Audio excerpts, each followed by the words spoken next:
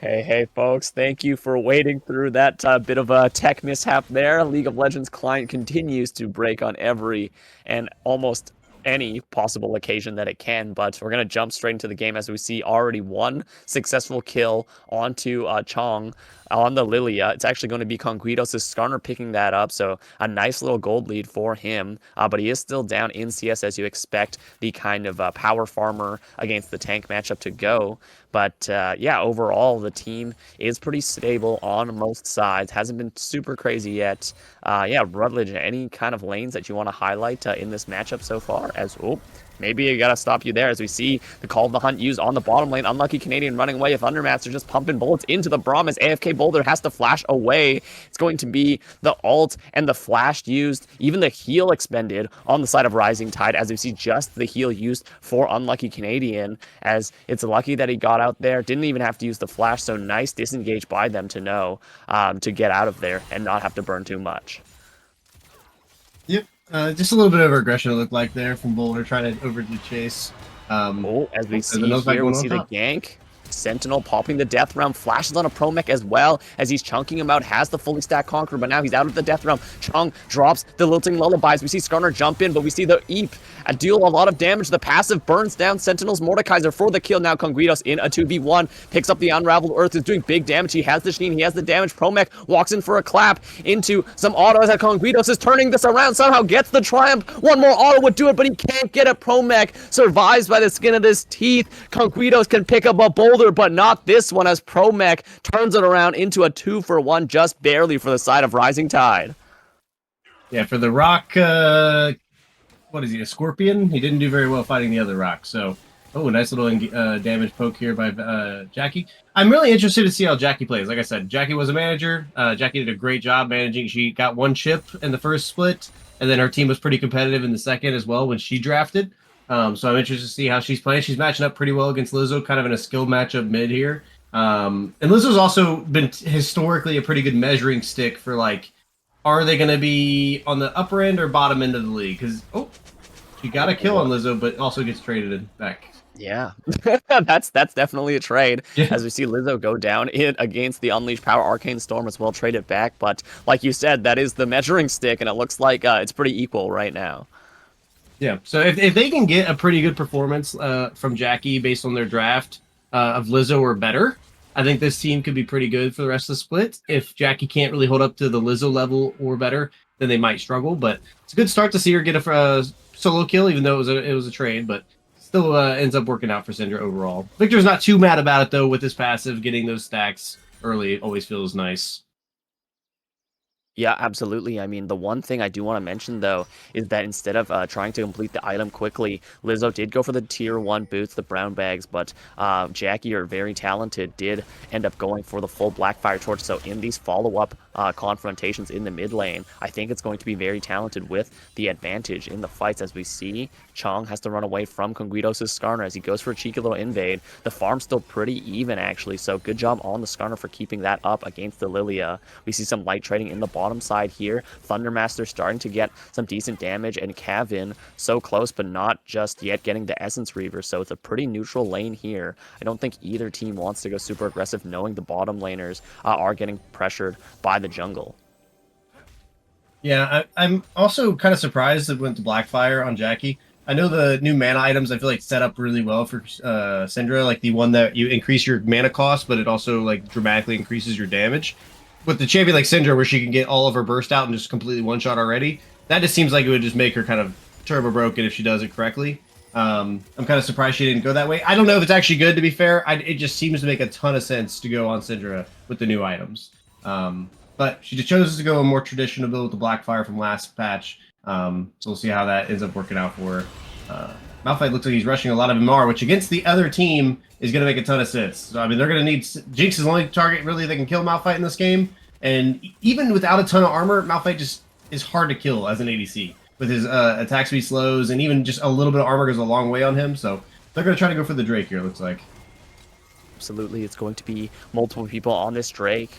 They're all in position. We do see Lizzo does have mid lane push, so he's able to zone out the Lilia, drops the Arcane Storm and the Gravity Field as well, so no chance at all for the contest as Conguidos with that early Trinity Force is able to burn it down pretty quickly. Promech and Sentinel now up in this top lane continuing to scrap. I think Sentinel's able to get the better of him, pops the Death Rum as well, but Promech did get the level up at a crucial timing. He's getting bonked down by the Obliterate. He's so tanky though due to that first completed item, has to pop the Unstoppable Force to get out of there, so it's an ult for ult trade, but Promech just used his teleport to get out of lane, so likely Sentinel is about to get a big EXP and farm lead right here on these next two waves. Oh, but we see bottom lane Kebin getting caught out a little bit, gets hit with everything but the Death Rockets of Thundermaster, landing that if it were not for the flash, so Kebin very low now. Thundermaster also completing the quest, so that's going to be a bit of extra gold from these future waves. I think Kebin's likely going to finish it soon, but yeah, a bit dangerous as Kebin had to burn both summoners just to get out of that situation.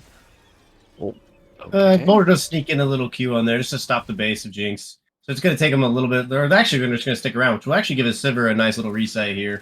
Overall, right? I mean, that's actually a really underestimated play there from Boulder to stop that base, keep him one more wave around. And he's going to be able to freeze here as well. So he's going to set up his lane for a pretty good spot for Jinx, or for Sivir to come back to. Absolutely, yeah, and that's a Sivir coming back. Oh, the last Winter's Bite again. Boulder on the very last second of that recall stops it again, so that's going to be a great little play to get a bit of tempo back for the side of Rising Tide's bottom lane. As you see, very talented dropping the Dark Spheres onto Lizzo. They're both about half HP. A full combo from each side could be the difference in a solo kill or not, as we're going to see. Yeah, just the pressure. I don't think he can walk too far up. Sentinel continuing to use this counter pick to bully out the Malphite. Promech is just not having a great time, but he does have a level lead still, and he's actually up a wave in farm, so you know, even though we see kind of him taking the brunt of the attacks, it's not been that bad. Okay, Lilting Lullaby. Actually, no, sorry. The bowling ball doesn't hit Thundermaster. It's the ricochet that actually gets him. So Thundermaster still, again, has to stay in the lane, getting pressured by Kebin, who does have the completed Essence Reaver, getting that crystalline plating off, dealing some decent damage and getting a play. Conguido spending a lot of time here, hovering for his bot side. Maybe he thinks there's going to be a dive. Thundermaster taken so low. He's going to have to recall here. And yeah, that timing, like you said, AFK Boulder with that kind of mini play, but it's actually a super play because it sent this Jinx so far. And again, no, he stood right next to the wave on the ricochet, bounces for the second time. He is so low. Kebin AFK Boulder could likely go for the kill if they want, but it is the Chrono Shift up. But Thundermaster just going to have to be pressured here. Last Winter's Bite misses. The Boomerang Blade. Oh my god, there was no Zillion ulti. The Chrono Shift not even popped. It's just Thundermaster going down to the back side of the Boomerang. What a comedy of errors for this extended play, as we're gonna see Chong now on the Zillion. Canadian. Yeah, he hits them with the bowling ball. The Swirl Seed hits, but they're not going to pop the Lilting Lullaby just yet. But Kebin and Boulder are going to get free time on this turret, chunking it very low. But Promech in the top side, we didn't even get to see what happened, but he did go down in the solo kill. But on the other side, the bottom lane of Rising Tide do get the first turret for their team. Yeah, that was, I mean, like I was mentioning, like that play is underestimated on how annoying it is as the ADC. Like Thunder doesn't want to base there and give that type of reset and lane state over, because he would just potentially drop down multiple waves from getting frozen on him at the enemy tower. It just, I think you get punished now in this new split when you don't wave manage, or you don't kind of deny those initial autos that can do large chunks of damage to the tower and accelerate your opponent's quests, because quests are pretty important this split. So I mean, I think Kebin's already completed his quest pretty early, and I don't even think Jinx is going to be that close. We'll see if they're able to take advantage of it, but Kebin's in a pretty good spot to do what I said earlier, which is just hard carry games. And especially on a champion like Sivir, I think she is probably one of the more broken ones, benefiting from just getting an extra item, getting extra crit, getting extra AD, going GA, whatever. She set up really well for success here. And like you said, Malphite's really not losing that badly for being. Honestly, if I was him, I would have built more AP here, or more MR here, especially since Jinx is the only threat and not going to be strong for a while. But really not doing that poorly. One death, I mean, 1-1-1, down a little CS now, but I mean, that's expected as the Malphite in the Mordekaiser matchup. So Okay, now we see the Rift Herald that was taken earlier being used on mid lane turret. It does still have the plating, so it's not going to go down just this quickly. Conquitos is able to do a lot of damage to it along with Thundermaster. They're trying to shred this down, but AFK Boulder, a nice use of the wall, but the Impale doesn't get Spell Shield, so it's going to follow up into the stun. Lol Kevin taken very low. He's going to go down to the bomb as Conquitos gets the kill. As we see Chong going in with the Blooming Blows, gets the sleep onto 2, but he can't go in for the re-engage damage. And then we see Lizzo picking up a kill on the backside as AFK Boulder stood too close to the firepower. And now Thundermaster is excited, but a nice scatter of the week gets on top of Thundermaster, but Talented cannot get in range for anything else. Lizzo now chasing with the side of Conguitos. Talented has to flash out, and it's a team fight. Pretty dirty, not clean at all, but it still is a win for the side of Woman Phobia, as we're going to see top side turret going down, the mid lane turret goes down, and it's going to be the second dragon in a row for them, as it seems like the control is slipping away from the Rising Tide. Yeah, I mean, it was just a really good ulti there by Skarner. Like we kind of talked about before we got in the game. Skarner can be very powerful, but if he doesn't have those good plays or good ultis, otherwise he's pretty useless. I'll let you take over with this Mordekaiser situation here. Mordekaiser's situation is going quite badly as Promech getting beat down. Boulder looking for the gank, hits the Winter's Bite. Can they catch up? Chong drops the Swirl Seed on him, gets the slow. Sentinel looking to maybe turn this. He doesn't have the Death Realm. The last Winter's Bite again hits, so they're going to get the guaranteed stun, and this is going to be a likely easy kill. Nice job, Promech, putting himself in a bit of danger, but it doesn't matter because he do secure the kill. Rising Tide collapse on top lane, bail out this Malphite who has been getting bullied, as we see Chong picking up the second kill for themselves of the game. Talented in a bad spot here. Scatter of the Week is good. The Arcane Storm dropped, as well as the Gravity Field, but it's not going to get much more than just a little bit from the Syndra, so that is going to be a pretty decently long cooldown for these early levels for that Victor. But yeah, the Syndra not very safe in the side lane. Yeah, and back to that last play. I mean, it's a good play by Conguitos, catching the Sivir out, making a big play on a champion that has the tools to do those things. But it's also pretty bad on Kevin. I mean, you're the pretty much the Fed member, the reason your team was cooking when it was. Not the end of the world, but definitely a big step in the direction that OPH needed to go, because the game could have spiraled out of control if Sivir was able to continue that, like, accelerating her lead. But now the game's kind of evened out a little bit after that play. She is at 2 items though, so Sivir is still quite strong if she doesn't get caught out by hard CC like she did.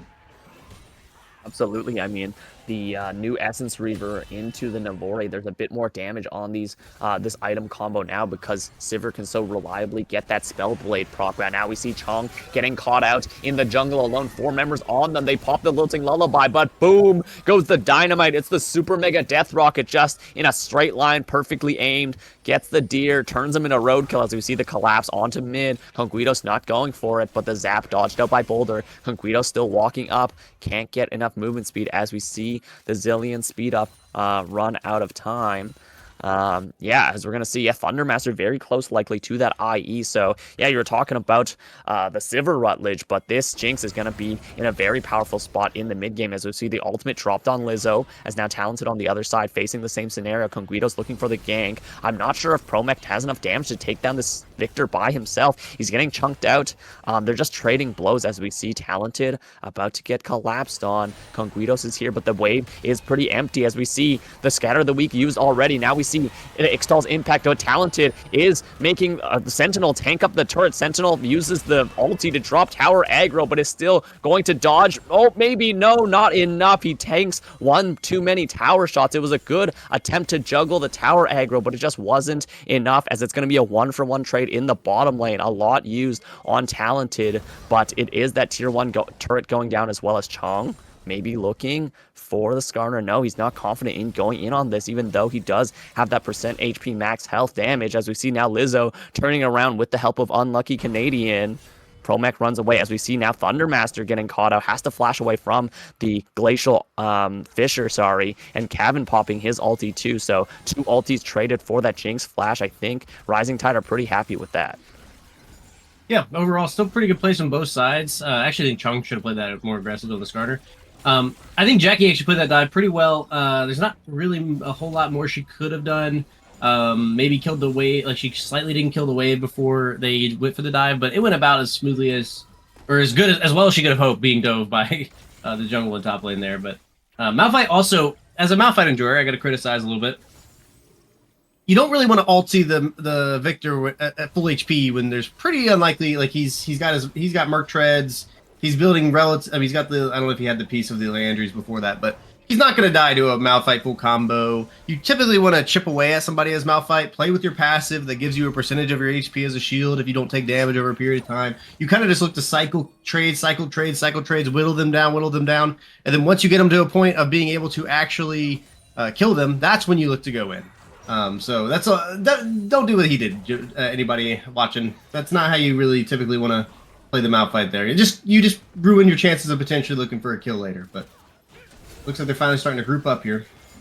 Yeah, top contender of FPL, Rutledge, giving them some tips on how to pilot this champion. As we see, just the ARAM in this Dragon Pit. It's going to be just 5 members on both sides. The TP even invested from the Syndra, throwing out Poke. The Swirl Seed goes out onto the Victor, but Sentinel playing frontline. Canadian and Conguitos in a really good spot as they can jump over the wall very quickly. They're stacking up. The side of Rising Tide feel like they want to pull the trigger, but they can't, as we see some Poke being thrown out on both sides. The Claw, Death's Grasp doesn't hit anything. Promech is just taunting them, as we see Winter's Bite into the scatter.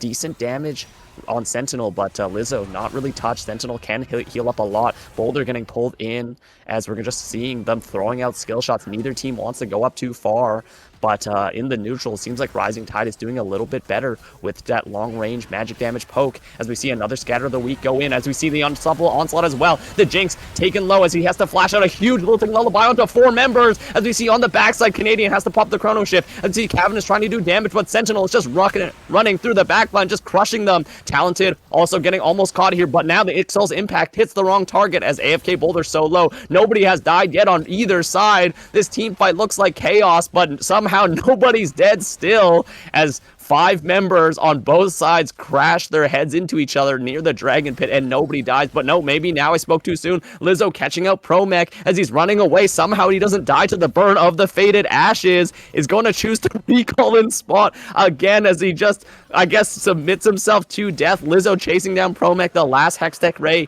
does get the kill, as we see again it is the side of OPH getting the dragon control in the end. So it's going to be Dragon Soul point for them. That is Ocean Drake ready for them on the next 5 minutes if they can get it. A very dangerous tool for these tanky team members. Yeah, so I mean, it was a decent initial engage. Like Cinder hits the 2-man stun onto the bot lane of OPH, but the Malphite was slightly late on getting both the Jinx and the Zillion. So they really had only ended up ulting the Zillion. Zillion just burns his ulti, which is a good thing for RTR, but they just don't have the follow-up damage. Like, Sivir doesn't have her IE. Sivir needs the IE. Once Sivir gets IE, she could have done a lot that fight, but Victor's in a much better spot. Even Jinx is in a fine spot to fight there. It was probably a little forced, but overall, I mean, I like the idea, and I think later in the game it can work out for them, but they need to get that Sivir her IE to really start feeling the burn of the Sivir. Absolutely. I think the side of Rising Tide does have a lot of powerful scaling champions, but so does OPH, because yeah, if Lilia can manage to get, she just got her 2 items, so that is the Rift Maker completed, so that is a very powerful tool against champions such as the Skarner and the Mordekaiser, build a lot of health, as well as the Victor if you can get in range. But I'm not sure if that was the fight that they wanted, because like you said, Rutledge, it is Promech ulting a single target due to the timing mishap. Kebin almost on IE. The Jinx, Mr. Thundermaster also likely about to get either Runons or the Phantom Dancer. But yeah, the gold lead is not too insurmountable for the side of Rising Tide just yet. It's about a 2.5k gold lead, maybe 3k if you really want to put it like that. But yeah, it's going to be 3 items completed on Thundermaster, so it's going to be a very dangerous mid-game team fight, because in the front to back, both teams have a very powerful AD carry in the wings. Yes, I mean, for sure this game is anybody's game still. It isn't a slight advantage for the 3 Drakes on the side of OPH. Oh, Victor might be caught out here. Oh, Lizzo getting slightly caught here by Promech and Chung, but Chung is running towards that Skarner. He does get slept on by the Lilting Lullaby, but now the combo into the wall, the Unstoppable impact goes in onto Lizzo, but Lizzo is just not that squishy, as he's just going to 1v1 or 2v1 Promech with the help of Conguitos. The TP from Talented finally shows up, as we see Conguitos is full HP still. Promech is very squishy against this these 2 members. As we see on the top side, it's going to be Kebin almost getting caught up by the Death's Grasp from the Mordekaisers. Promech's running for the hills. Chung taken very low. It's just the side of OPH running around in Rising Tide's jungle. as we see the smite goes over to Conguidos. He gets that Gromp, and yeah, like we said, we're expecting a farm differential in the jungle. I just didn't expect it this way. As we see in the mid lane, it's going to be Thundermaster blasting down that tier 2 mid. It almost goes down, but Kevin and AFK Boulder are there to defend it.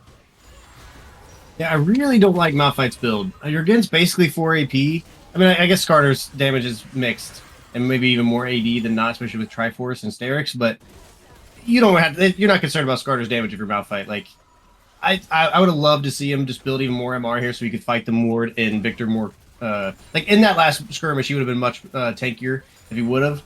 I don't even know why you're building Thornmail. Like, there's not even that much healing. I don't know if there's any healing on the enemy team. So, I guess it's Mordekaiser. You're building it for Mord, I guess. But I don't know. It's a weird build decision. Not my favorite. I think he's probably less optimized in gold than he otherwise could be. But overall, nothing really changed from that play. I mean, we do have the IE finish on Sivir, so I'm interested to see how these if there is another team fight, how much damage she is able to put out with her splash autos all over the place. That just feel really bullcrap at times because it just won't stop hitting you, it feels like. Yeah, absolutely. Lol Kevin on that 3-item power spike. He might be the shining hope for the team because it seems like Talented is quite far away from their next completed item. They're almost on the Shadow Flame. But yeah, it seems like Chong on the Lilia not able to do a lot in the team fight so far, either getting put at a range or just can't get in range for the damage. And yeah, I've got to agree with you, Rutledge. The pro mech build is not really pro. It's kind of just a mid mech build, if I were to say so myself, as we're going to see posturing over this dragon, potentially the last normal one if the side of OPH managed to complete the stacking. We see Promech in the top lane. He does have the teleport to join the team, but Sentinel is just going to run straight there to match, members. So it's going to be a 4v5 at the very beginning, and there's no vision control other than that one red ward there. So it's a bit dangerous. Promech continuing to push up, doesn't use the teleport just yet. Boulder chunked to about 80% HP, and the TP right on top of that ward, actually, as it's going to be the side of Rising Tide trying to enter here. Promech looking for the ulti, gets it onto the Victor and the Jinx. It's 2-man, but now we see on the backline the Skarner and the Mordekaiser. Lizzo gets the ultimate from the Zillion, as we see Talented actually shredding apart Sentinel with the side of the Sivir, and now Conguidos has to flash out on the other side. Promech is finally tanky, as we see Kebin just ripping apart the team. Thundermaster trying to kite, but the Thornmail finally showing its value as he's unkillable, and somehow, some way, Rising Tide show that they are back in the game, and Chung and the Syndra are chasing down Lizzo, but he's very powerful. He tries to get the kill back. He managed to get one before falling, but in the end, it is a full team ace for just the jungler of side of Rising Tide. I don't know how it happened. Kevin got to free hit endlessly, and I think that's what turned it around. So Rising Tide showing they're not out of this game yet as they secure the dragon and stop the soul. Yeah, Mordekaiser didn't even get his ulti off in that fight, by the way. So that's why it went so badly. But Sivir did finish the IE like we talked about, and you saw the damage difference. I mean, it is night and day with the ADC builds currently. Like, just the IE break point at 3 items is just pretty nutty. I mean, it's always been, but like it feels, because you could just keep accelerating it into the game. Once you get there, the ADCs then just become like the ultimate threat. So we'll see if Kai was able to keep doing that. And Sidra did find a couple kills in that fight as well. I actually think the Victor was the biggest problem. Victor kind of got soloed out, didn't really able to get much of his damage off until after the initial play was already over. And they already had to burn the Zillion ulti on the Victor as well. With Lilia really not having to, I don't even think she burned her R. So it was just kind of a mess of a fight. It started out with Sentinel not getting his ult off. That was the really kind of dagger, I think, in the fight. He just kind of died with his team trying to run away.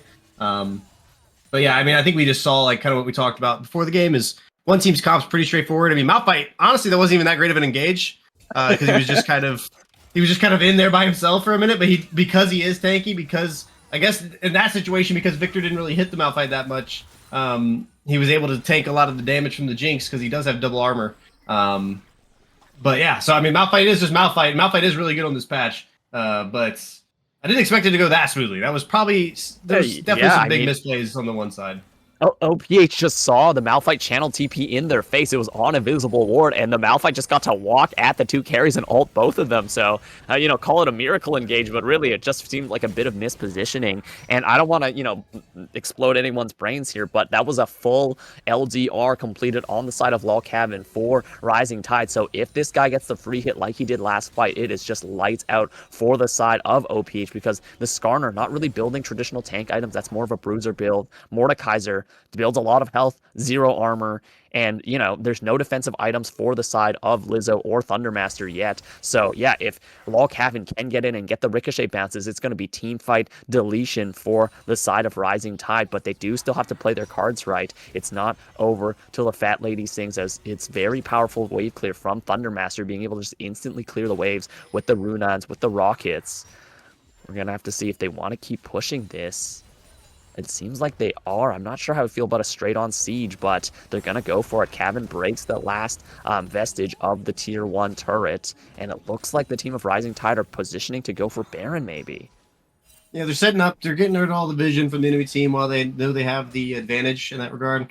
Top's going to go get pushed out. Syndra's going to be pushing out bot, and then they'll have a window that they could look once Problem gets back and clears even more vision, because I'm assuming it's just going to cycle back here. But if we go back to like what we talked about, the Skarner build's a very interesting one. I don't think this is the... I know it's one that Conguitos likes, but it's not the prototypical Skarner build. But with this build, the game I think is just going to get, because they have the Syndra, the Lilia, and the Sivir, he's going to get shredded. Like, he has a good amount of HP, and he does more damage than he otherwise would do with the tank build. But he's kind of papery in these fights because of this... ability decided to go high HP, no real resistances, because they have high DPS on the enemy team that scales really well. So this is gonna hurt moving forward. Like, I think Skarner is really now gonna be pretty hard to play this game. So Conguitos needs to find those crazy engages like he had in the mid lane near tier 1 whenever he caught Sivir out. That's the kind of stuff he needs to do to have a chance of winning this game. Yeah, absolutely. If Conguitos does not hit the right engage, it is lights out for them.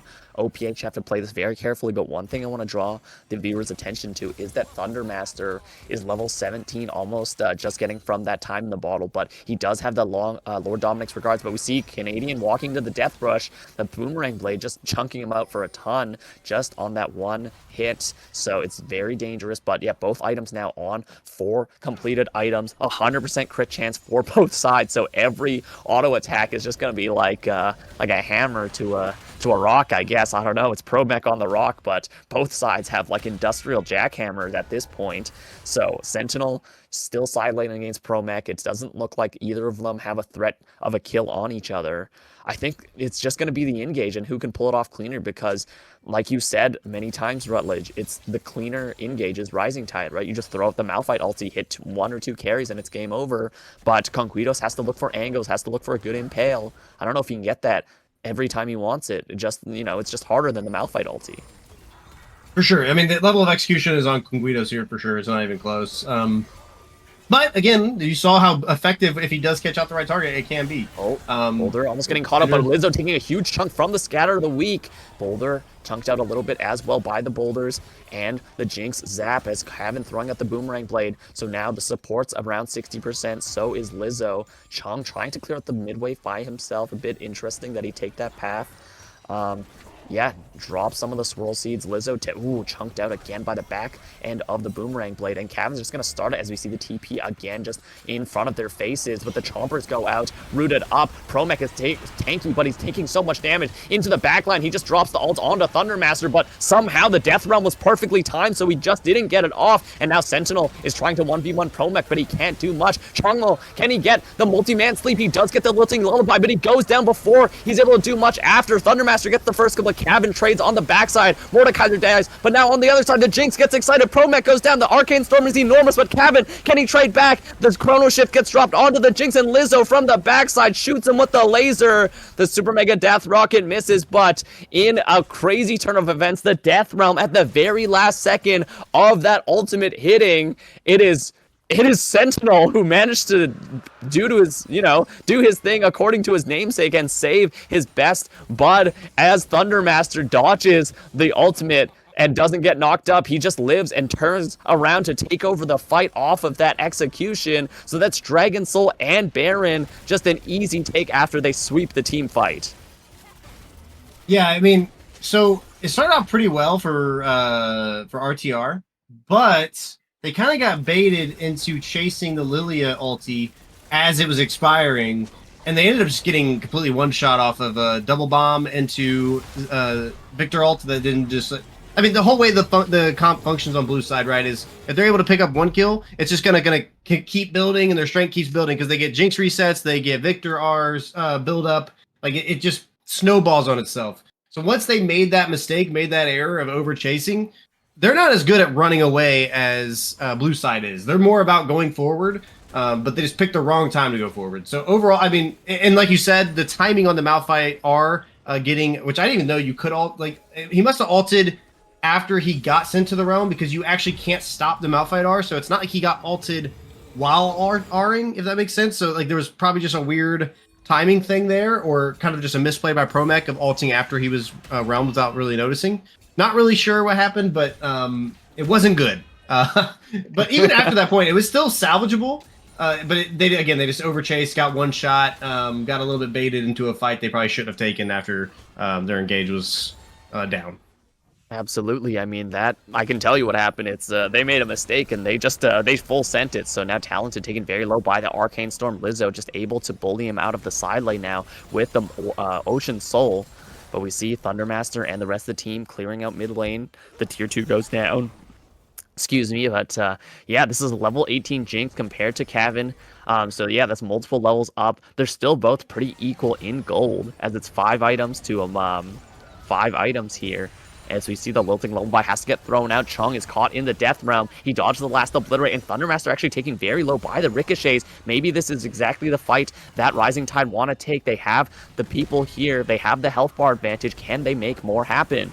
Promech looking for the shards, looking for something as we see the pullback from Sentinel. Conguitos not really be able to go in. The Super Mega Death Rock gets blocked by the Unbreakable as Kevin is very healthy. He is a lot healthier than his counterpart, but as we see the consequences of that Dragon Soul are coming to fruition as it's just full HP back on Thundermaster. The opportunity has disappeared as now Sentinel looking for the Death's Grasp. Can't get it just yet. Kevin blocking, but that means it's the spell shield is down. Talented rotates over, so it's just a straight ARAM in the mid lane again. 5 people here. Promech getting on top of Conguitos. Conguitos taken very low, gets stunned up, drags him back with the Ixtal's impact. The Chrono Shift is used, but the Glacial Fissure into the ultimate from the Malphite counted, blows him up with the Unleashed Powers. Kevin kites away from the Victor. Lizzo trying to do some damage and a nice impaled onto 2, but now Chung getting out of there as well. Conguitos goes down as we see the shutdown onto Lizzo. Mukbang goes over to Kevin. Kevin's Call of the Hunt is still active. Can he get enough movement speed? Boulder gets the stun with the passive, and again, we thought that team fights could never be in one side's favor, but again, it shows that we are always wrong because Sentinel was not there. It is just a clean 4-for-0 on the side of Rising Tide. They don't have Baron, but they are going to look likely to end the game here. Sentinel doesn't have Flash, has the Death Realm, drags in Promech, and Boulder is chunked out a little bit. The Lilting Lullaby used. He is asleep. He pops the Death Realm just in time, though, and Chunglo actually goes down to the turret as we see the the recall go back. It's likely that Promech's gonna try to TP back in. They have about 20 seconds to end the game here. Sentinel is still alive. Talented, very low. AFK Boulder, very low. Kevin trying to shred. The nice scatter of the week into the Unstoppable Force. Gets the kill, and I think that's gonna be enough to clean it up. There's 3 seconds. Actually, Thundermaster is back up on the Jinx. He can get a reset here. That could be the game as we see Talented trying to clear the base. As we see Promech trying to zone. As we see everyone drop ultis, but it doesn't matter as the only thing dropping in game 1 is the Nexus of OPH. Rising Tide show us that they bamboozle us again, losing team fight after losing team fight into winning team fight. They turn it around to win game 1 of this best of 3. Wow, what a start to the season, Rutledge. Hey folks, thank you for waiting with us. Unfortunately, we did have a couple technical errors. League of Legends client continues to be trash, even though this game has, updated to be quite amazing in this new season, as we're going to see in this bottom lane. What we expected to happen will happen as the bottom lane just gets instantly blown up by the combination of the Nautilus skin and the roam from both Conguitos and Lizzo Mukbang on the Veigar. So, yeah, pretty spicy team comps, I want to say, from the side of the top sides, but pretty standard everywhere else, as we're going to see a pretty big farm differential on the top side from Promex Gwen, bullying out that tank as it should. And yeah, some farm pretty even on the sides of the bottom lane, but about a 2-wave lead on the side of Lizzo, who did complete that first item. But it does mean from that bottom lane gank, it's going to be Chong on the Jarvan finishing the Void Grubs, meaning they do have that first, the second neutral, because it was the Chemtech Drake being secured by the side of team OPH. But yeah, it's Kevin Dunk and Rutledge who, due to some technical errors, is going to be helping us with the production. Yeah, what do we think about this, Rutledge? Any thoughts on this bottom lane that you did expect would be down? Yeah, I mean, the only way this made any sense was for them to bully, and they haven't been able to. So, I mean, it's going negatively as I expected, unfortunately. I don't know what Boulder was cooking up with this draft. But they do have, for some reason, Red Side did pick Ornn into Gwen, which is a really bad matchup for Ornn. And Gwen could become a monster in this game. Gwen's pretty good into the enemy comp for the most part. So we'll see if Promex is able to carry this. I think this game's going to be kind of just completely on Gwen to like hard carry, but... Speaking of Gwen, she does get hit with both sides of the Call to Forge Gulp. That is a pretty long cooldown invested on the side of OPH, as that is everything used by Sentinel, including his mana bar, as the side of RTR does get the second dragon. So that's going to be Hextech Drake. So that does unlock the next rift. I'm not too sure what it is just yet. It's going to spawn soon, I'm sure. But yeah, top side is winning for the side of the Gwen, and bottom lane, even though they are at a bit of a kill deficit, the Caitlyn's keeping up in farm, very close to that collector. And yeah, Jarvan's pretty happy with those 2 kills and being able to secure that second dragon. Yep. So I'm going to put a lot of the pressure on the Gwen here to carry. She's up 20 CS in a decent spot, but down to death, so she must have got solo, I guess. Or maybe not. I don't know. Jarvan's in a pretty good spot, though, and Ornn Jarvan can be a pretty nice combo. And I will say, Caitlyn gets if Caitlyn gets to 6 items, obviously anything's possible. So like if this game goes super long, even with the Vigar in the game, I expect it to probably be a little bit blue flavored, but I mean, this might just keep happening. Yeah, they're just going to repeat the same action over and over again if they can, as Canadian taking a bit of poke back, but that was the flash used in response to the depth charge on the side of AFK Boulder. So the Senna not having a great time, but is going to scale very powerfully with the new items. I believe it's Echoes of Helia and the new support tier item. But we see the gank going on to Lizzo, as we see the Shockwave not hitting, but the Cataclysm under the turret gets followed up by that public execution. Guido's doing big damage across both of them. He gets the smite down. The Dark Matter does hit, and that's a kill secured for Lizzo as the gank goes awry, as Talented looking for more, but I'm not sure if he's walking up for that much. I don't think that poke was worth it, buddies. It gets hit with that Primordial Burst and goes down. A nice counter gank on the side of OPH to turn that around, shutting down Chong, shutting down Talented, and this Vegar, Mr. Lizzo Mukbang, is very happy to get those 2 kills. Yeah, just a little bit like not in the same page there. Like should have been holding Ori ulti for the Jarvan ults and waiting for the flash ideally. Now maybe he doesn't flash, but then you probably just almost certainly win the play if he just holds on to his flash and you just don't use your ultis. But kind of miscalculated there. They kind of didn't sync up on their engage, so when you mess up that engage, it's going to go really badly. But Caitlyn's definitely dead here. Whoa, Kevin in a bad spot, pushing a bit too far, flashes the hook, but in the end, it is the curtain that's being called. First bullet hits, second bullet hits, the exhaust drop. The 4th bullet doesn't even make it in time, as it's going to be the kill already, going over to Canadian. Boom, into a headshot from Thundermaster, as the TP was even invested from Lizzo for that secure. So again, the bottom lane of the side of RTR just having a terrible time, not able to get much done, as now the Caitlyn's down 0-3. This champion's not super useful unless she has the gold to make things happen. And the side of OPH trying to go for this turret, but the plating is still up, so it's pretty tanky in comparison. And I think Talented did get a plate farmed for themselves in the mid lane. So a bit of gold back, but still, it is a 4K gold lead at less than 15 minutes already for the side of OPH. I think they're very happy with the pace of this game right now. Yeah, I mean, this game's going perfectly fine for OPH. Like you were saying, Caitlyn's going to be useless until she gets like 4 or 5 items, and that's going to be a while. Now, again, if she gets there, if they let this game stall out, which they do have 1 Drake each, and we know how the games go, and this split that we've already talked about. These games probably will last a while. He might be dead here. Oh, Talented just gets hit with everything. Can't get out of the cage like that, as they did not choose to invest the flash. It's just a solo kill for Lizzo, who's building towards that Rabadon's death cap after finishing the Archangel. So going to be very scary 2-item spike for this Veigar. I think Lizzo has it in themselves, the power to carry this game, especially with that fat gold lead and those kills. So yeah, just a nice solo kill, hits pretty much everything you need to get it, as we see Chung going for the lane gap, possibly. AFK Boulder walking up, does get hooked, so baits in Canadian. Canadian gets knocked up, but the Cataclysm gets dropped on the Jin, who immediately flashes out the root, going on top of an unlucky Canadian, as Chung just going to secure the kill. Unfortunately, Kebin could not get it, but it was a nice chain of CC trap after trap into the knock-up, into the root from the bottom lane. Means Kebin and Boulder have some breathing room. They're looking for the dive onto the Jin. Chung has to flag and drag themselves out of the fight to make sure they don't get jumped on by Conguitos, as it's going to be a plate taken down.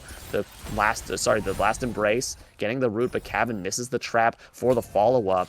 Yeah, this Mbessa has 7 assists, is very scary. About to finish Spear of Shojin as well, so just a lot of danger from this, top side of the side of OPH. I'm not really sure why Ori built the Blackfire here. Wait, the Event Horizon, the Dark Matter misses. Oh no, it actually hit there, but the huge Primordial Burst almost kills Talented from just, like 70% HP, just a massive chunk. And Promac trying to get the Rift Herald by themselves, and they're going to get chunked out by Sentinel, who does drop the exhaust on him. Sentinel actually misses the second call of the Forge God as the Dawning Shadow gets dropped. Lizzo trying to move Chung, trying to clear midway, but Conguitos makes it to the jungle faster, and it's going to be just a thanks for the leash, buddy, as it's going to be OPH securing the Rift Herald off the what seems like a very mysterious, kind of puzzling play from the side of Promac. Yeah, it was definitely an overreach. I mean, I get he probably feels like he needs to do something crazy because he's teams behind, but Ori's just gotten to this point where it's really tough. I mean, the thing about Ori is she can still, again, one good ulti changes fights. I don't really get the Blackfire build, though. I mean, maybe that's just the standard, but it seems like Luden's this game, just to blow up the Veigar would have been the play, but not what they decided to go. They do just secure another Drake, though. Yeah, just barely getting the Drake. Lizzo is very low, though, so likely he will go down. The headshot, sorry, he built over into the ace in the hole, into the Flash Cataclysm, gets the shutdown onto Lizzo, and it means Lucky Canadian in by himself as AFK Boulder's trying to cut this out. Kevin pops the barrier, jumps over the wall with the net, and it's a big shot right on the backline. Means Thundermaster goes down, gets a fat shutdown. Conguitos cannot take down all these members by themselves, just like Arcane Season 2, baby. Caitlyn comes with friends, as it's going to be a turnaround in the Dragon Pit for the side of RTR, turning what looked like was a losing early game into possibly a winning mid game. That's the second dragon. That is 4 kills for no deaths. Miraculously, I thought AFK Boulder was dead for sure, but that scaling power of the Senna, that consistent team fight from the side of Orianna and Caitlyn means they pick up 4 with no losses. Yeah, I mean, they just try to do too much, right? Like, Veigar got a lead, they used their ultimate to try to kill the Ori. She based, got back to the lane because of the faster retime. He's dead. We spoke too soon as we see AFK Boulder just get blown up completely by Lizzo Mukbang on that 2-item Veigar. I feel like the reason they won that team fight was because he did not take that back in time. But, Rutledge, please continue after, we just saw a Senna just having Senna thing. Their strongest member, Veigar, was down pretty much everything useful, and then got caught. Basically, Lizard trolled, stepped up too far, got engaged on by the Jarvan, got killed, and then the fight was from there just a scrap fest. They did also split their damage really, really hard that fight, so where like it got spread around on the Caitlyn and this. Oh, they're going to the play top. Oh, missed the R though. Cataclysm, unfortunately, used a bit too early on Sentinel, who did flash and use the Searing Charge. Promac looking to chase a little bit, gets the needlework. The hook barely misses as called. The Forge God gets called. Chung tries to jump back in to cancel it as we see the Whispering Shadow give the shield, but Chung is still not tanky enough, even with the backup, as Promac watches his jungler die for his sins. And now Kevin with Boulder trying to look for something mid lane, as top is getting obliterated by this party of 3. Kevin and Senna still trying to pressure on the mid lane as we see mid laners in the bot trying to match each other. That is a very scary Veigar, and Kevin and AFK Boulder know they can't stay too long, so they're just going to clear the wave and back. A nice collapse on the side of OPH, looking for that vulnerable top side as Lizzo gets the stun, gets the Dark Matter into the ulti. It's just point and click at this point, baby. Talented goes down for, I think that was the 3rd solo kill in a row. Yeah, I mean, when it gets to this point, this is just not like you get cheat. Jackie knew that he was probably sitting there, didn't realize, though, that if she does get caught by an E, she's dead, so she needed a flash there, but she shouldn't have been checking the bush. She knew he was there. She hadn't seen him on the map. You have to play as if he's always there now. Make the Vigar team fight. He's not that great at team fighting. He's really good at doing what he's been doing, though, is just picking off free kills with his full combo, especially when he's this fed. Absolutely, just throwing out those baleful strikes on top of Chung, just farming up the AP.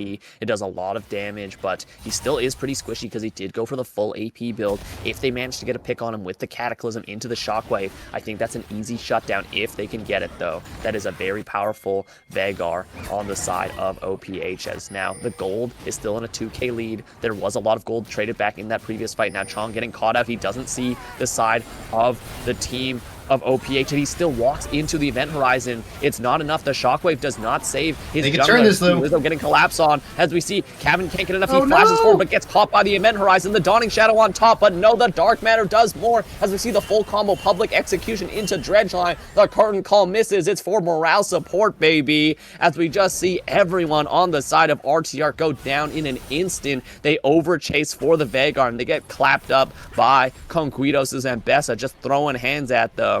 It is, you know, what it felt like was a pretty even 4v4, but in the end, it is just a demolishing team fight from the side of OPH.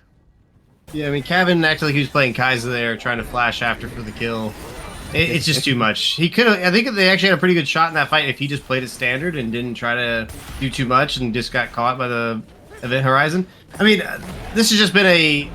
I will say this is like one of the champions Lizzo could play because it's pretty brain dead when you get this fed. You literally just gotta throw out event horizons and people just are walking into them right now. So, yeah, I don't know. They're gonna have a hard time with Vigar being this fed. I don't think Vigar would have been that big of a problem if he wasn't gifted so many kills early. But he's now so accelerated that they don't have the items or the HP to be able to live through a combo. If he lands one event horizon, that person is dead. So absolutely, and no frontline without the. Like we talked in draft, no frontline having Senna in this game. I don't really know what Senna's doing for the team this game. Yeah, I mean, Senna is a pretty powerful scaling pick, but I don't think the healing matters when the health bar disappears before you can heal him.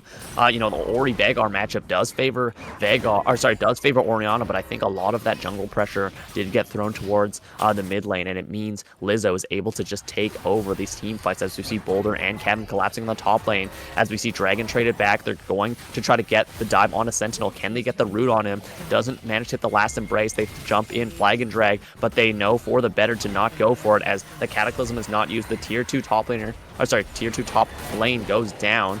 As you see Lizzo invests the teleport, has the movement speed. Can he get at the event horizon? Oh, Talent gets flashed on, but trades a flash of his own to escape the dredge line into the public execution. So nice job from them, but they're not walking up to clear the wave. So I think likely this is going to be the tier 2 turret going down unless they walk up for it. They're just choosing not to, but Promech is behind them as the Dawning Shadow gets dropped. Jhin has to invest the flash of the exhaust as well. The nice two-man shockwave as Promech is ripping through them with the scissors, but as we see, Ambessa flashes out. Thundermaster on the other side gets jumped on by the Jarvan. As we see the TP into 5 people, Sentinel is not taking this fight easily as we see Lizzo trying to drop from the backside. Some of these falling comments as nothing can do it enough for the savior of this Ornn. There's no one there to help him other than this Veigar who just has to limp away as it's a big shutdown going over to Lol Cabin, an extra 200 gold, and the momentum swings back in the favor of RTR as they get the mid lane tier 2 and many kills, a couple of shutdowns as well. The gold lead goes back to just a 2k differential and they're rushing straight for the Baron. Yeah, I mean, I don't even know if they should have done the mid tower. I think this could stop them from being able to get this Baron. We'll see how it plays out. If it does stop them from getting the Baron, that's going to be a really unfortunate calculation there. But they're shredding this very quickly. The Event Horizon just hits the Jarvan, wants to flash out. He does still have Smite, and it just does manage to get it. I thought the last event, the falling star, the Dark Matter, would secure it because he just has so much AP, but Conquitos didn't have the flash or the public execution to jump the wall and secure it. So that 1400 damage Smite being so clutch here, managed to get 5 Baron buffs out safely, just barely, only for the flash invested. That is an absolute heist on the side of RTR. Yeah, that's a second throw there by OPH. OPH had the one throw at the Drake that kind of put RTR back in the game, and it looks like Lizzo might be trying to throw again, to be honest here. Oh, Lizzo is too far up in the solo lane. He doesn't realize Jarvan is there who can just flag and drag. As we see Talented doesn't walk into the stun. The knockup hits. Lizzo does not have anything. He does have the flash, but he pops it to get out of the Cataclysm, and boom goes Ace in the hole as Kevin is going to secure that big damage coming up from the Caitlyn, and maybe a bit of a tilter play from Lizzo. Unfortunately, he just pushed up way too far when the opponent was on their reset, so it was very easy for them to get back into lane, as now Promech is facing Ornn in the side lane. They're pretty evenly matched because, you know, I'd say Ornn was able to get pretty even in the trades. As we see the chase going down, Unlucky Canadian is very fast on this guy. The Searing Pillar doesn't manage to hit. Now the ulti is dropped on Promech, who does get stunned up, but they've now realized the mid lane's getting taken by the Baron buff. So Kevin, Boulder, and Chung are breaking down this tier 2 mid lane turret. The current call is dropped. I don't see the health bar on the turret. I don't know how low it is exactly, but it's only on one plate. Chung takes the 4th shot, but now the turret is still up, and now Promech is in a 1v1 again as Sentinel's retreating, and Unlucky Canadian's doing his best to try to team fight with his team. Promech now trying to go for plays. Sentinel drops the call. The Forge God takes Promech very low. Flash invested by Promech to get out of that brittle proc, as it's just trades everywhere. The mid lane tier 2 does go down, and now it's a rotation from Kevin and Boulder onto this. Promech still very, very low, but there's not enough members rotating for the side of OPH to make a difference. Promech gets out with the skin of his teeth, and now Talented in a 1v1 against Lizzo. Lizzo just drops the ulti, doesn't manage to hit the stun or the Dark Matter, means Talented survives by the skin of their teeth with the help of the Verdant Barrier, giving them the spell shield for the stun. So just, wow, there's action top side, mid side, bot side, everywhere on the map as the momentum shifts towards the rising tide. Yeah, I mean, they've fully come back from that gold lead, and like we talked about, if this game goes super late, the Gwen and Caitlyn could just take over this game. Even with the scaling of the Veigar, Ornn, Jhin, I put my faith, especially when we're looking at who's playing what, in the Gwen Caitlyn in that situation. Now, any of these both these teams have proven they can throw the game, so I'm not going to be super confident in either one. But I like where RTR now sits. They've kind of fully erased a lot of those really egregious mistakes they made early. And now Senna, like you said, is getting to a point where she's going to be more useful and going to be scaling. I think it still could be a problem that they don't have much frontline besides the Jarvan, but so far they haven't been super punished for it. Oh, TP's invested by Talented. As we see, they're setting up for this dragon, I think. It's gonna, I don't know exactly when it's spawning, but it seems like it's gonna be spawning soon. They have vision control over the side of this bottom river. 5 people in the mid lane are just sending it. There's nothing really there. They can't threaten the tier 2. As we see 5 people here, they're stacking up. If they manage to hit a shockwave here, this could be big for the side of Talented. As we see, they're just playing the neutral game. Event Horizon dropped. No one gets stunned there. Chung is very tanky, but he will go down to the damage of the Veigar. Boulder walking up. As we see the curtain call dropped, it's going to not be very effective as the bullets get absorbed, don't hit much. And we see Sentinel trying to frontline, but he gets chunked out big as Promech has the Hallowed Mist to keep him safe. Chumel drives onto the Ornn, and Ornn just goes down, but so does the Jarvan. As we see Promech trying to jump in the backline, but can't get enough damage. And now on the other side, it's now a 3v4. Talented, Boulder, and Kevin. I don't think they can take this fight anymore. They don't have a frontline to back them up. The Dragon goes down to Conguitos, and it's just going to be a stare into the face of defeat as RTR have to give up that Dragon as they don't have the smite. A bit too over-aggressive from the divers of the side of the rising tide means that 2 members go down. They lose the smite, they lose the Dragon, and that's sole point for OPH. Yeah, once this frontliner goes down, it's pretty impossible for the team, like I was talking about, for the blue side to play the fight. I mean, Caitlyn just can't walk into Event Horizons or even the Nautilus hooks or even... And Conquistos completely whiffed his R to start that fight, so it started out really well for OPH. Or not OPH, sorry, RTR. But like you're saying, Gwen and Jarvan went too deep, not really letting Caitlyn hit at all, or Senna for that matter. So they just kind of got soloed, isolated, and then the kind of fight was over once they died. Or he wasn't able to hit an impactful enough ulti. I don't know if they missed completely or if it just wasn't a big ult.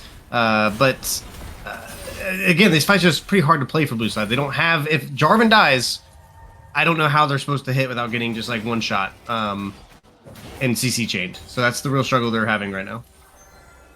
Yeah, absolutely. I mean, the best thing about Senna in the late game is the consistent healing and shielding, but if you can't have your front line live for very long, it's not that good. But Boulder getting the root onto Conquitos. Chong dropping the flag, doesn't choose to go in, but he actually does. A delayed flag and drag means Conquitos taking a half health. Lizzo, the strongest member of OPH, is not there. Promech drops the Hallowed Mist to get out of the event horizon, throws out the needlework. Is he looking for this 1v1? I'm not sure if he can actually take it, because if he gets in melee range, that's going to be the Primordial Burst to the face. So it's just going to be alt traded for the spell shield.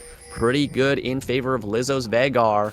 But now it seems like both teams are setting up around this Baron. Conquitos, yeah, is healing off the camps, but you know, you do have to be wary of RTR that can shred this Baron very quickly. Yeah, they for sure can. Both sides actually can shred the Baron pretty quick. And Gwen can win this 1v1, but she can't. She actually has to able to be half flash up, probably exhaust, and close the gap. I think actually you really want this lane assignment, especially as the game goes on. Gwen will get even stronger at matching the Vigar. I don't really know if she's going pin here. I guess it's for the Ornn, but I don't know if that was what she needed to prioritize. I would have probably gone Shadow Flame or even just Death Cap, because you're not going to be needing the pin for the majority of the team. So that's an interesting choice again by Promech. Promech staying a bit too long. Now Conquitos is collapsing on them. They drop the Hallowed Mist for a bit more movement speed, but it's just going to be a dead Gwen. Conquitos takes that by themselves, but now the junglers on the bot side will the side of RTR go for the Baron buff. I don't think they can get it in time because it is everyone from OPH moving. They're already there. The curtain call used just to scout it out. As we see the recall for the Senna. And for the Caitlyn. The Caitlyn picks up the rapid fire, which is pretty big. That's 4 items on the Caitlyn, 100% crit chance. And now Senna's starting to invest in some of those aggressive items as well. So they have the 3 core of the Diadem, the Moonstone, and the Echoes, but it might be too little too late as we see the side of OPH starting the Baron buff. I don't know if RTR in place to contest this fast enough. That ult in from Ambessa, the call of the Forge God, as Jarvan tries to get himself out with the Flag and Drag, survives a huge Cataclysm onto 3, but Lizzo just free firing. It's like ducks in a barrel as he's uncontested, just blown up instantly. Kevin doesn't even get hit with the Primordial Burst. It's the 4th shot from Thundermaster, and now getting chased down is the Senna. Conquitos on a killing spree now. Just an easy cleanup, baiting the opponent to go into the Baron. It's everyone on OPH just blasting the side of RTR with their ultimates, and that's going to be a freebie Baron for the side of OPH. Nice bait from them. Yep, and they just engaged on the frontliner, and he's not even that tanky because he's kind of partial frontline. And I mean, you don't look at Jarvan as like a tank unless he builds that way, and he's building kind of off tank damage a little bit. So he's not that tanky. He gets blown up. Now you did see that fight start out a little bit better. They were able to hit a multi-Ori ultimate. Caitlyn, I think, was able to auto a little bit, but I mean, it's just she just doesn't have the people to create generous space. Like Vigar can kind of just walk in, and yes, he can get popped by getting auto by her, but because he's so fed, he can just one-shot her. And then now he's also building Randuin, so now he doesn't even get one shot. So the comps are just, the comp difference is really starting to show here. With Promech dead especially. I think Promech's there, it's maybe closer, but again, I don't love his build, so there's that. I don't know, it's just a really tough comp to play. Kind of each team has picked a really tough comp, and the teams with the tougher comps are not playing super well with those comps. Promech on a ward, he does dodge the first hook, the first bullet, but now Conquitos getting chunked out by the snip and the needlework. So Conquitos about half HP, does get burnt down by a lot of the damage. The Death Dance taking him down, but he does get some of the Honey Fruit to heal up. They're posturing over this dragon, but I don't think it's a likely team fight for the side of RTR as it's Baron buff, level 18 Vagar. This is very dangerous. Yeah, this is after the soul. To see the Deadly Flourish getting thrown out, some Baleful Strikes. Lizzo just has so much damage. Chong getting hooked up, getting stunned up. He gets jumped on. The Unstoppable Onslaught. Sorry, the Public Execution, but into the background. Look at Promech. He's zoning out Lizzo, and that means Kevin can free hit. It's still, Jarvan's still alive. Lizzo trying to throw out the zoning, as now it's a split fight as we see Sentinel going in. We see the Root hitting onto the Jhin. A huge ace in the hole hits Lizzo, means he's very low. He doesn't have the Zanyas, and it means it's a 4v3. There's no jungler for the side of RTR. OPH, and it's gonna be, no, the steal still doesn't succeed. Somehow he smites early. The Jarvan doesn't manage to get it. It's a huge headshot from the side as we see Kevin's doing their best to do as much damage as they can. Now Lizzo dropping the Dark Matter from wherever they can, but Kevin managed to outrange, outpoke, outgun, and secures the kill, but it's still Infernal Soul for the side of OPH, even though they didn't have a damn smite, and I don't know how it happened, but it still did. I mean, yeah, it was just an awful smite from Chong, by the way. Like, he just smited, he panic smited when it was at like 14 or 1500, which brought it down to like 50 HP, which means he lost it. Like, all he had to do was keep holding it. I don't believe it was Vygar. I believe it was the smite that went through and not the Vygar W that like chunked it down from the 1500 range. I could be mistaken, but from what I saw, I'm pretty sure he just smited early and he got punished for it. But it was a good cage by Lizzo to zone off the rest of the team from being able to hit the Drake. So Chong had to use his EQ just to get into the pit, but was not able to time up the smite correctly and thus loses the soul. They almost had that fight, though. They almost turned it. Conguitos went too deep. He didn't allow his Jin and Vygar to be able to hit. Caitlyn, like you said, was able to actually punish, and she does have her rapid fire cannon. So now she's even able to weave in more autos that does outrange like the Vygar cage or Jin in more situations. So she should be more productive in these fights. So again, if we get to Caitlyn 6 items, Gwen 6 items, it's anybody's game. Maybe getting caught out, but yeah, that was a pretty. As someone who plays quite a bit of jungle, that was a painful smite to watch. I'm gonna be honest with you. Promac popping the ulti, the public execution hits as we see the deadly flourish doesn't. Promac trying to take this 2v1. I don't know if they can do it. They hit a huge needlework, but on the backside, it's the huge shutdown, or no, not the shutdown, but a killing spree for Thundermaster as the hook goes into an easy kill. A lot of resources invested on the top side, but that's just a pretty easy pick for the side of OPH because there's no other objectives that RTR can trade on the other side of the map.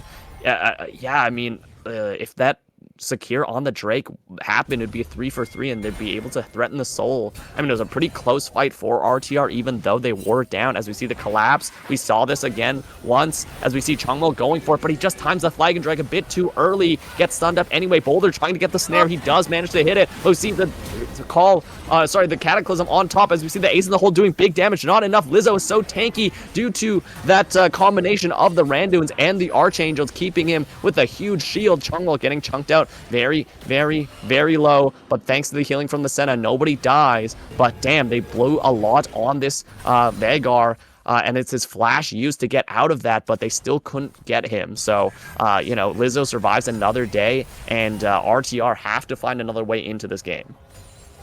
Yeah, the longer the game goes, though, the Lizzo's lead is not going to get... I mean, yes, he'll get more AP, so in that regard, he can do more damage, but he is capped at his items now, so now he's not going to get any stronger. Caitlyn can still get stronger, but he does have that Randuin. The Randuin saved his life, by the way. He got hit by, like, multiple crits, and it cut that by, what, is it 25%? It's a substantial amount. He dies if he doesn't have Randuin, so that lead is very much showing its face here. But Gwen keeps just getting caught for kind of no reason. Again, I don't know why we're not building Shadow Flame or Death Cap. I don't really get the Void Staff at all. There's really not that much MR on the other team, but it's a choice we're making. You're the Gwen guy, right, Rutledge? Oh, we're going to have to cut you off as we call the Forge God. AFK Boulder flash away, but he still gets hooked into the 4th shot, into that public execution. And as we see the Jarvan taken solo, Lizzo managed to get flashed out of the lol cabin. Very nice moves, but now he just gets walked up and 4th shotted by the side of Jin. That crit does so much, and it's just going to be a team fight domination from the side of OPH. RTR have to run back a 3rd game if they want to win this series, as it's just easy. They might have tried to throw, but I don't think their team would let them, as it's going to be GG easy for this mid-late game on the side of OPH. I think a 1 kill goes back, but it doesn't matter. These turrets are like paper. Lizzo showing why, they are allowed to talk trash. Same with Thundermaster, as it's just going to be the base getting destroyed to ruins, and it's going to take us to our first game 3, I'm sure, of many in Season 3. This 3rd and last game of the night, as we're gonna see. Unfortunately, we can't get the UI back, but we will have the games. It's a pretty even game so far, as bot lane did manage to get a kill onto Conguitos' Cho'Gath pretty early, meaning they have that early game pressure. And yeah, mid lane, as you just saw, Talented looking a bit too aggressive, not realizing Cho'Gath was there means, yeah, it's going to be Conguitos getting a kill back. He's going for that AP Cho'Gath build, as it's going to be, yeah, Sentinel on the Scion on the top lane. Promac trying to trade back, gets the stun with the flawless duet, stacking up the passive, but yeah, just the tank Scion's pretty happy to just absorb the pressure, and Promac getting very aggressive, actually tanking a turret shot and getting hit by the full charge of the Decimating Smash, takes a lot of damage, gets stunned up. Conguitos going for the gank now. Promac, can he fight his way out of this one? Fully stacked passive means he has a lot of damage, flashes to follow, gets the solo kill onto Sentinel and dies for it. So it's going to be 1-for-1 trade. That does mean a lot of time is wasted for Conguitos, and the wave is going to get picked up by the Scion zombie form. But a nice look from Irelia to see that Cho'Gath was there, so they do turn that around, just making it a 1-for-1. No assist gold included. Yep, good, overall good play from Irelia there. He's got a nice little lead. Promac's showing us that maybe the fear from the initial draft was not needed. Like I said, I think that Irelia can be good here. I know you were a little bit more worried about it fitting into the comp against the enemy team, but I just don't have high expectations for Irelia players in FPL. But it looks like we might have a fight over this Drake. Cool. Lizzo taking a big chunk from that Orb of Deception. Conguitos trying to finish up this chicken. Oh, it's a flash in into what looks like tries to be the exhaust, or sorry, the feast, but I think the silence didn't hit. Conguitos now taken low. Talented trying to chase him with the Spirit Rush, but on the other side, Chung taken very low by the bottom lane of OPH. As we see, they're trying to finish this dragon as fast as possible. Chung's taken so low. Can he get the smite off before he dies? He does. Securing the dragon, getting some health back. The charm is good onto Canadian, who's taken very low. Now the Gatling gun is shredding. Conguitos lands the rupture. Lizzo doing big damage, hits the solar snare, but everyone on both sides is so low. They're just trading back HP bars, and no one gets anything except for RTR, who managed to secure the first dragon of the game in a very, very precarious position. I'm a little surprised Boulder didn't commit to an angle there, because, I mean, they have every summoner up bot, and I think they're so strong compared to the enemy team that they probably could have gotten a kill, but they're overstaying here with Cho just hit level 6. Yeah, Conguitos the flash into the charge, gets the kill. Unlucky Canadian taken low by the Gatling, but it's not enough. Conguitos gets the feast on him, and Kevin has to flash out. No mana for the Valkyrie, has the barrier, but chooses not to invest it. So just a bit of an overstay when they knew Cho'Gath was likely in the area means that's a second kill over to him in this game. Yep, just overstayed. Got Cho hit 6 on the play. If Cho doesn't have 6 there, they probably can either fight it or turn it. Really, probably should, or not really. Rel should have probably dropped her ignite onto the Poppy. It probably could have been a turn kill potentially, but ends up being just summoners traded and then the Rel death. So not great. Definitely overstayed. I think I would rather them look for that fight when Cho was still level 5 after the Drake, but they got a little nervous with her. I mean, we're getting low, but shouldn't be the end of the world. Just gives Cho a stack. Absolutely. So it's Promac looking from the top side for the Scion. AFK Boulder here with the gank, but the ulti is popped, meaning he is immune from that Vanguard's edge and the stun. So Sentinel trading ult with Promac to get away from that, but it does mean now Kevin has to 1v2 in this bottom lane by themselves. Talented, again, getting poked out a little bit. They're just kind of two control mages that want to play for poke. Both of them not giving up prio in this mid lane. And I think Kevin being here in the bot in this 1v2 means that there's an extra member in this Rift, the Void Grubs fight. So it's going to be easy secure, I think, from Chung Solmo. Yeah, he's just going to be easily, you know, the AoE damage from Amumu being very effective to clear that early. So just a good, secure, good macro play from the side of RTR to secure that, that objective. 2 neutral objectives in a row. Yep, and they were just kind of like waiting for somebody to try to walk in because they were definitely going to win the fight if it came to it. But Corky does have to be careful. Talented. He managed to get the charm because Lizzo used the rebuttal early, but now he's out of mana. Chong, I don't know if you can look for this because Conguitos is there. It's very squishy Amumu because he's just on the Faded Ashes right now. Lizzo, I don't know if he wants to look for this. Can get the execute, maybe. Promac gets the stun up with the Flawless Duet. Big damage coming out. He doesn't have the fully stacked passive. He does now. But yeah, Sentinel taking the losing end of these trades down about 2 waves in farm as well. Irelia, you know, doing pretty good, like you said, Rutledge, but it's going to have to be later in the game if we see this pick work out. Oh, Talented has no mana. He can't clear the wave, and Rizzo gets the combo into the Golden Eclipse. Just an easy solo bolo for him. Promac taking up so many turret shots. I don't know what he was doing under there. Just completely ints the solo kill over, and that means the map is falling apart for the side of RTR. As we see now, they catch Conguitos in their own jungle. He has no flash. As we see, he's going for the execute. The huge Keeper's Verdict sends out the Amumu, and Conguitos gets out in the heist with the Blast Cone. It is just the entire map falling apart for the side of RTR, as now they're at a significant 1.5k gold deficit at less than 10 minutes into the game. Yeah, when they just didn't wait long enough. It's the right idea, but let them try to take the Gromp completely before going in, and then you just finish the collapse with the Quirky, and he for sure dies, and you probably don't lose anybody, but they just don't have the patience to wait, and it causes the death. And then Ari Ari got a flash. Jackie probably should have stayed being that low with no mana. Got a little greedy, didn't want to even burn her flash, so she just kind of gives away a free kill to Lizzo. But the team fight comp of Red Side should be better. We'll see if they're actually able to ever get to that point. But if they can, I still have faith they can win this game. I don't know what Promech was doing. That was... Holy crap, that was troll. But that's more what I expect from early players and FPL. Yeah, you can say that again. Now Lizzo bullying she's dead Talented again. very heavily. He does have the ulti execute if it's up in time, but it's not. Promech now looking for Sentinel. Easy to get these trades, but Sunfire Cape completed against just components means Promech can't actually win these trades very easily, I don't think. Yeah, even fully stacked passive, a ton of autos, just barely does anything to the Scion. Yeah, I mean, he has to finish his Blade of the Rune King, right? That's where the damage will come back in. But until then, he's not going to win the trades. That death he gave over hurts the lane dominance he was showing, for sure.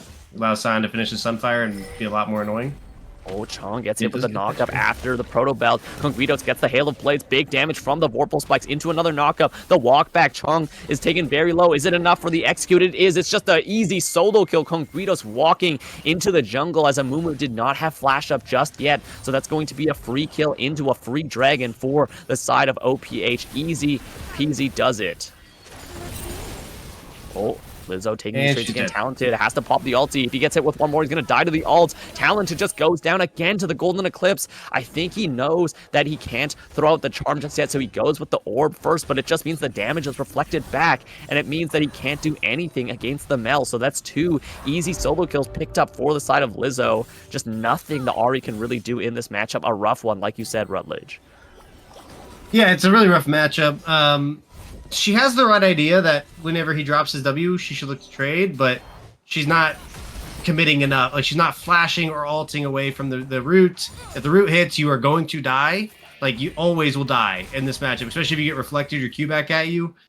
You're getting too many procs on you from the Mel, and she'll just one-shot you as the Ari. So he's got to be, or she's got to be using her abilities, like, full all in if you're going to go for the Mel there. Like, don't just, like, half-ass... Okay, barely dodged the Enchanted Crystal Arrow. Nice job, Kevin, from knowing that and doesn't die to a greedy recall in the bush. But, yeah, please continue, as we saw a little bit of a danger there in the bot lane.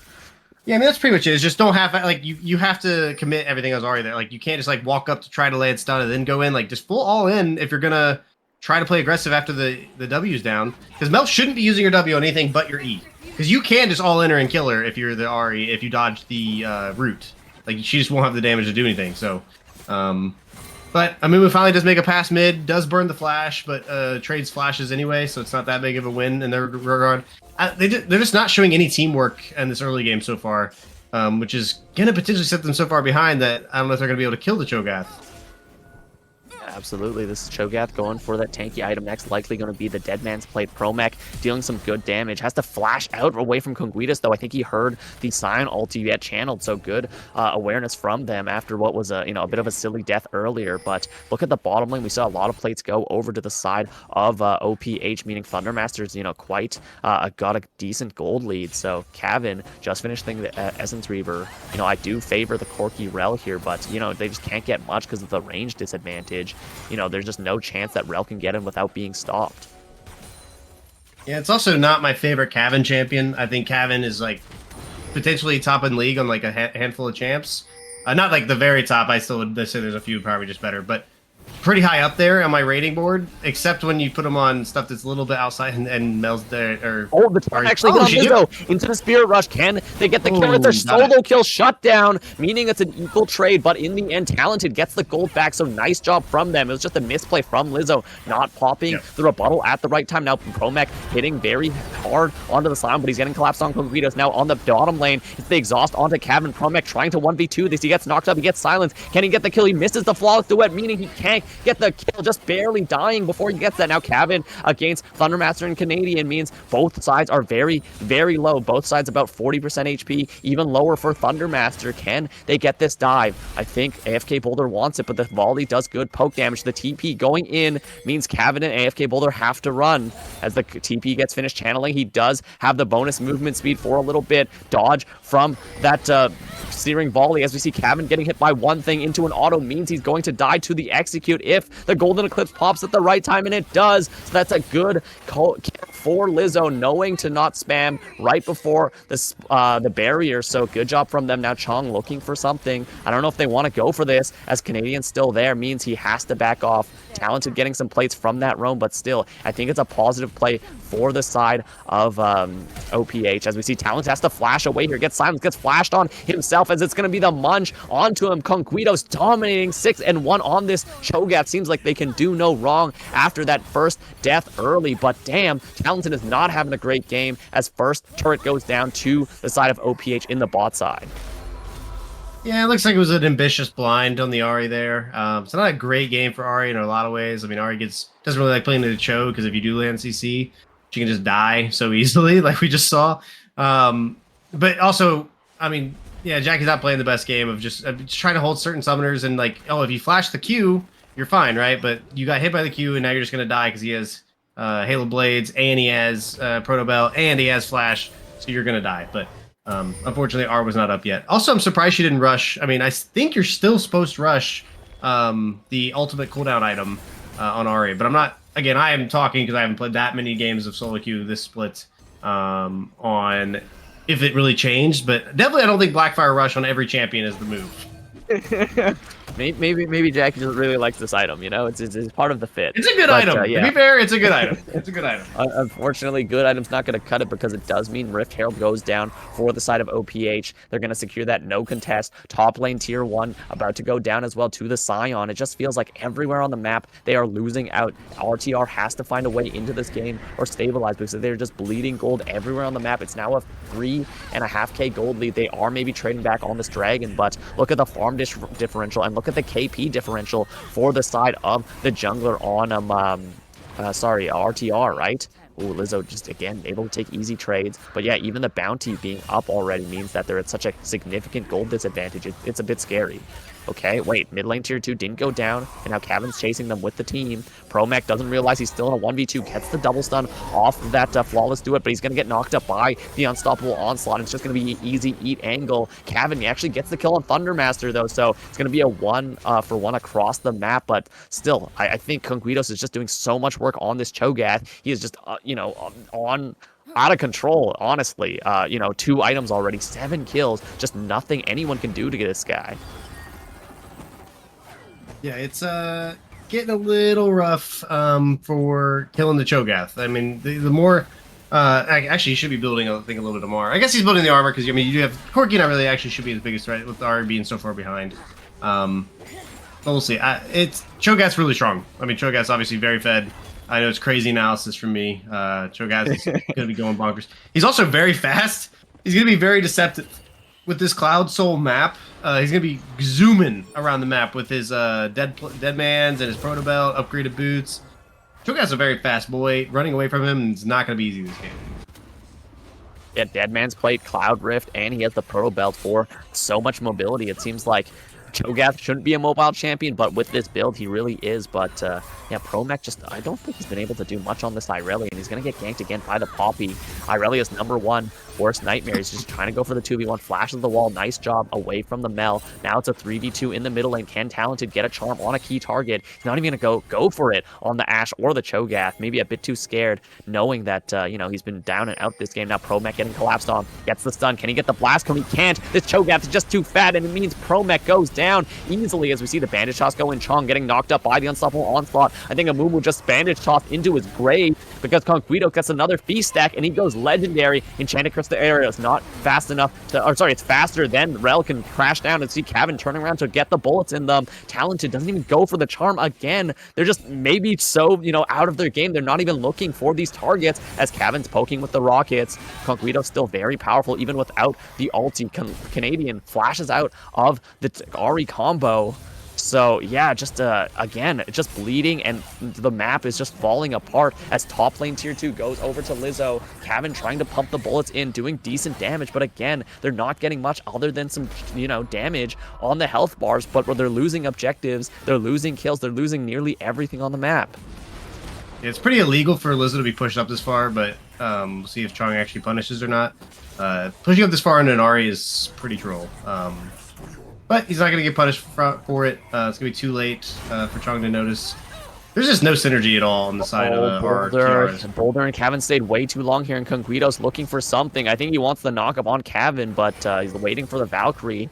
He's playing a chicken game in the mid lane as Boulder tries to stun up Canadian. See the follow-up bandage toss means this Poppy is going to go down. The Keeper's Verdict only hits one as one more bullet from Kevin gets the kill. A nice turn on them now. Promech on this bottom lane. The Solar Snare was used. Lizzo might die here if he doesn't play this correctly. Promech is at 3 stacks, gets the Q, doesn't hit the stun. Promech dodges the snare, but Promech is at, full-powered passive. And now the roam bottom. Can they get the collapse onto Lizzo fast enough? I'm not sure if they can, as we see Kevin getting stunned by the Enchanted Crystal Arrow. It's a fight on 2 fronts. Kevin flashed the wall right before the knockup, and Kevin is just barely alive as Lizzo managed to make it out as well. So yeah, fighting on both sides of this river, but in the end, nobody dies for it. And I think in the end, it's kind of a positive play. There was gold traded back on that bot lane tier 1 for this Irelia, and Kevin did get a kill, who is the kind of the shining hope in this game, being 3-1, 2 items completed with that crit. The Infinity Edge could deal so much damage if he's able to free hit,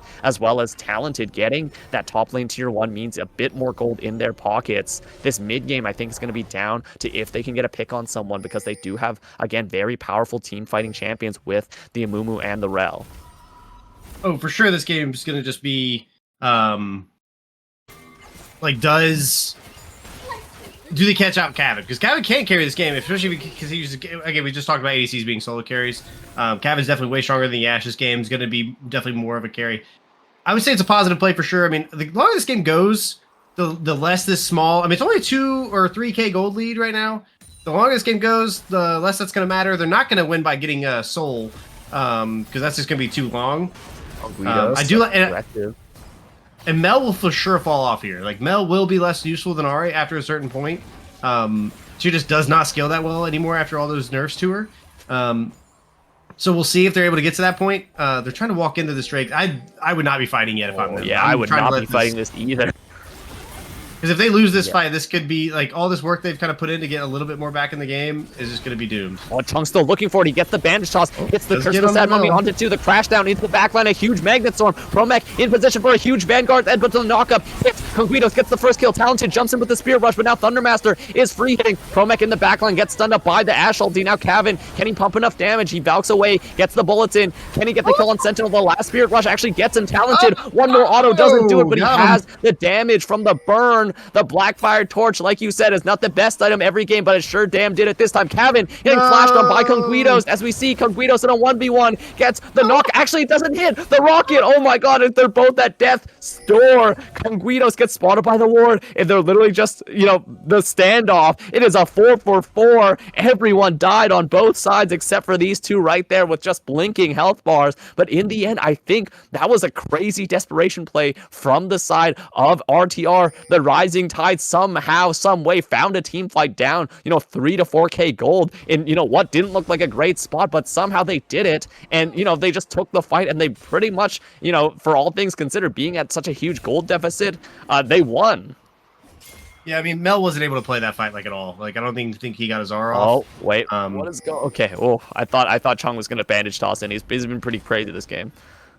Yeah, his R's still not up, so hopefully he doesn't go in before his R comes up. What was probably a bad fight to take. They won it just because they outplayed them. Oh, the Cho'Gath banning turned up. Actually, no, it's the Poppy who's taken very, very low. Doesn't have to keep his verdict. AFK Boulder jumps in the backline, and now they're jumping on Conguidos. So Conguidos gets the feast. AFK Boulder just goes down, and a double knockup from the side of Sentinel Scion. A huge unstoppable onslaught means Ash can free hit on everyone. We said that they shouldn't fight, and this fight looked like the one that should have happened about 2 minutes ago, as everyone on the side of RTR goes down just easily, and OPH are able to clean them up for what was an easy team fight win into the second dragon. Yeah, we said it wasn't probably a smart fight to take the first time. it was even less smart to take it the second time when you already got a kind of winning play by stalling it out and winning a fight. Now my worry is they were in a spot to just like scale into the game, wait for your important cooldowns to come up, get your flash up on your Corki, get your Amumu flash back up, get Aurelia's ult wasn't up. I don't even know if Ahri's ult was up. I don't know. It's just a super force play. I don't like Ahri's. I mean, double burn I guess is finding it's pretty much 3 tanks, so I guess that's not the problem. I'm pretty sure Ahri still just builds the ultimate cooldown on him every single time. This gonna be a free tower here. Well, maybe Promac can get that. He gets it before it, you know, the reinforcements come in, but it just means he's going to die here. The silence into the, not even the feast invested because Conguitos used it on Baron, so just a free kill, but it is a lot of gold from that tier 2 on the side of Irelia, meaning maybe Promac can get something done with. I think he's building Wit's End on the next item, if I believe that. Yeah, that's the build path. But yeah, that's a huge gold lead. Now 5k in the favor of OPH after what was a disastrous team fight there. Kevin needs to be able to free hit in team fights. He didn't have flash. Yeah, like you said, multiple ultis down for the team fight. Chung just getting bullied this whole game, what feels like. Oh, a nice charm, but he's actually going in on that Chung. Gets the Curse of the Sad Mummy. Can Kevin do the damage? I'm not sure if he can do it fast enough. He cannot. As you can see, it goes down. Now Talented jumping with the Spirit Rush, and now Thundermaster just re-firing with the lethal tempo. He's on 2.5 items. He actually does big damage now, and Kevin just watches as he tries to do his best to save his team, but they just keep throwing themselves into the abyss that is this Cho'Gath. Yeah, it started out fine. I liked the initial play, then it just went downhill real quick. Yeah, I don't even have much to add. I mean, Ahri just overchased, got caught up by the knockup, and then just gets one shot by the Ashe. Corki not quite the hyperscaler, not even at 3 full items, so he's not quite doing what he needed to do there. And then Cho's also very tanky, so he's not your prime target, even though he is fed and has a 700 gold shutdown. So even if they do get him, it was 100% worth, but it's just he's just so tanky. Yeah, absolutely. I mean, he only has 1 damage item, right? Of the other 2, the Dead Band and the Endless Despair, I believe it's called. And now he's on the Abyssal Mask. He's pretty much just a tank, right? You're literally blowing every single cooldown you can on the tank, and Kevin didn't even have the LDR to cut through that bonus HP, and they're just throwing so many tools at this tanky guy, and they can't do anything to him, and it just means Talented and Chung just go down in a flash, right? There's this Ashe now on 3.5 items after those 2 kills, and it's looked like the team is, sorry, the team fights even. The one shining hope, the shining beacon of hope for the side of RTR are slipping away for OPH now, who are just going into the jungle. They're taking everything. They took all of the turrets in mid, another tier 2 in bottom, and Promac alone by themselves. I don't think they can, you know, 3v1 this as much as they try. They get silenced, they get feasted. There's nothing they can do, and Kevin gets hit with the enchanted crystal arrow. A bit of, you know, bodyguarding from the side of Chungmo, who gets jumped back in. Chungsol actually about to, you know, just leave and support for dead because Kevin is running for the hills as well. Chung and Kevin just have to run away as AFK Boulder dies for their sins. There's just not a lot they can do in this mismatched team fight, right? Promac on the Irelia is only useful really in the side lane, and they can't even do that effectively. Yep. I mean, they just are taking fights at this point, seemingly desperate. It's so unfortunate because they were in a pretty decent spot before they retook the Drake fight. But then they're just kind of doing what they did in the early game, which is have no coordination, getting caught. Which I will say that is sorry, I keep laughing on their name. OPH has a good comp to get picks, and they're executing on that. Conguitos has found picks all game. Ashe is good finding some Rs. Lizzo's existing. Oh, what is Lizzo doing here, though? Oh, Lizzo? No. Yeah, Boulder got snared up just by the tip of the Solar Snare, so he couldn't go in. Promac 2 levels down on Sentinel. Very tanky. I guess he scared Sion from away enough to pop the ulti, so I guess that's a win there, but Promac is very heavily far down in gold, in XP. You know, just hit 3 items, and Sentinel's about to pop over to 4. So, yeah, I don't really see a win con unless we see Chung and AFK Boulder just get a massive mega wombo combo and all Kevin can free hit endlessly. But, you know, from what we've seen so far, that hasn't been the case. Yeah, I mean, Irelia can still be a force in this game. But Okay, they're just sieging this as we see Kebin getting stunned from the wall, and it's just going to be an easy kill on him. The Feast takes him out from 80% HP. They can't even get the turret as Promech and Sentinel are scrapping in the top lane. The bounty gets claimed on mid lane tier 1, but still it's not a lot. Boulder maybe looking for the play on this weird turn. Promech's killing himself more on the Thornmail than Sentinel's really doing damage to him by himself. As we see Promech can't walk up, throws out the Flawless Duet, and yeah, I mean, giving your 80 carry for the tier 1 turret, I guess, is a trade. You get a little bit of gold back, but the gold lead is still well into the 7k plus lane. And now it's third, last Drake before Soul Point means that, 5 minutes onward, you're going to have to fight for that. Yeah, each game that Promech's picked a non-team champ, he's kind of just ran it down getting caught. Hate to be that guy, but just something I'm pointing out here. I mean, it's a fair criticism, unfortunately, because Promech, maybe you can get something here. You missed the Flawless Duet. I mean, it's against the Poppy.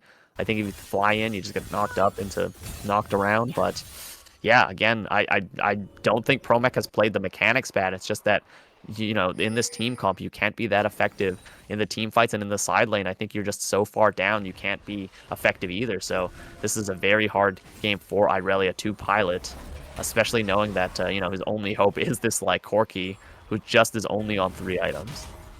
I also think Black Cleaver would have been a better item to build, and probably over the Hullbreaker. Just because if you're going to 1v1 this Ion, you need to shred his inevitable tons of armor. Either that or, I guess, he's going LDR, it looks like. I don't know if that's typical. I guess it's fine. You got to get armor shred some way, but... Alright, starting the Drake here, or the Baron.